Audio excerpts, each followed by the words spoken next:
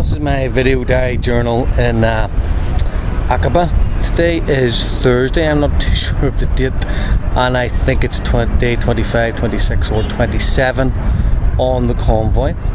This is my first video diary from Aqaba because we were kind of under the impression that we'd be here for maybe one night too, so I left the camcorder in the van, and then along with the charger, and it runs down, so battery was flat.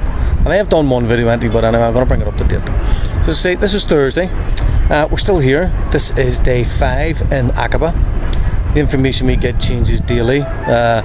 Initially the information was all the people on the convoy, all the aid and all the vehicles have been granted permission to enter Egypt, which is good because certain people have been banned before, not because of their Palestinian activity, just because at the whim of the Egyptian government, I suppose. They said it's their country and they decide who gets in and who doesn't. But there appears to be some negotiations ongoing about the routes. We wanted to take the on-off, roll-on, roll-off boat in Aqaba to Nuevo and drive through the Sinai for maybe 10 hours straight up to Rafah and in. But apparently the Sinai is controlled basically by the Bedouins and not the Egyptian government and or the Egyptian security services. So they've said no, that is not possible. They can't guarantee our safety and as such refuse to let us in, although commercial vehicles drive that route every day because the boat leaves here every night for Nuevo, and that's to Egypt and onward to destinations in Egypt and indeed up towards Rafah, Al Arish.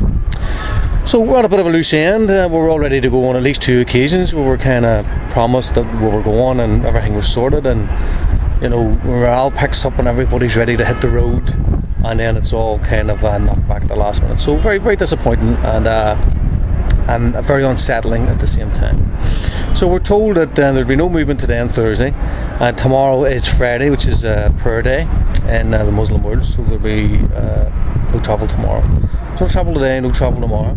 So we're kind of, you know, we're watching television, trying to watch movies to pass the time. You go out and have something to eat, you come back in, the heat of the day would leave you like totally exhausted.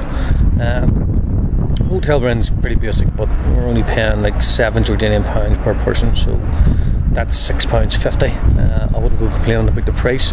There's no breakfast, there's no room service as such. The rooms aren't serviced. I think we're going to have to clean the room tomorrow ourselves because it's getting a bit minging. There are 4 guys and 1 elderly lady sharing the room. What else to tell you? Nothing really. We're just going to have to hang about and see what's happening.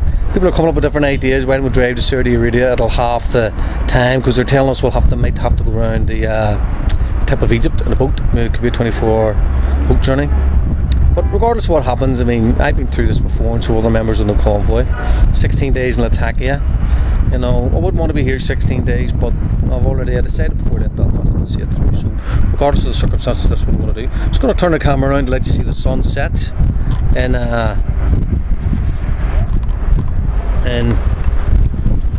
lovely Aqaba.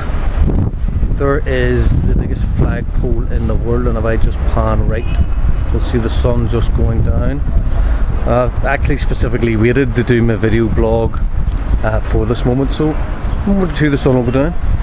Maybe the lights will come on just in front. I know you can't see it here. In the foreground is Aqaba, but below that the sun, which is just about to be eclipsed by the mountains as such. You will see occupied Palestine, known by the Israelis as Eliat, which is a big major seafront location for them. I've seen quite a few, I'm sorry to say, I've seen quite a few planes flying in and out.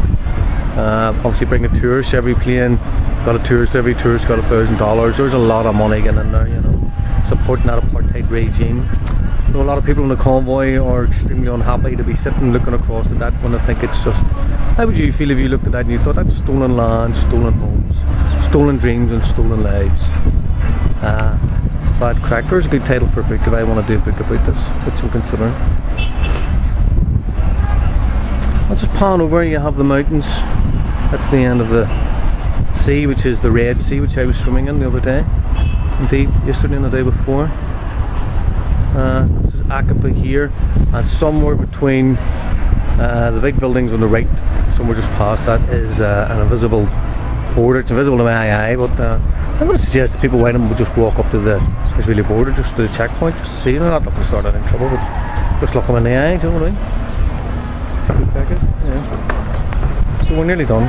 It's the sun going down now, and a few people coming up just to go close out in the lane and stuff, and enjoying the weather.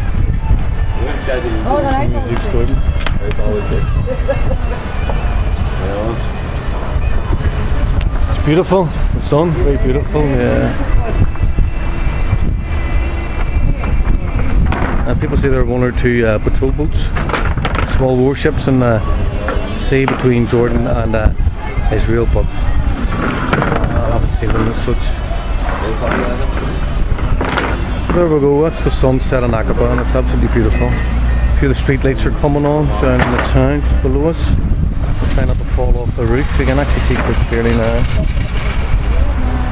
This street has car tires for sale. Really small supermarkets. Just behind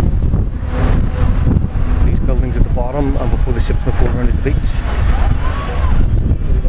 The place really comes alive at night, and there's a couple of workmen. I think that Jordan is hardly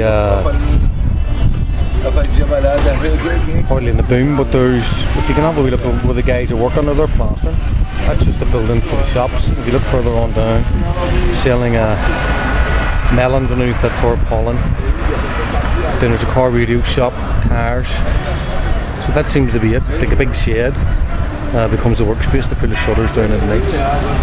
This place is buzzing up to about midnight or even up. And there's Team Malaysia sitting, waiting to head into the town. So we're going to go and say hello.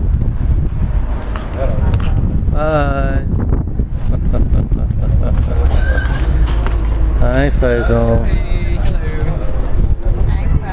See you later.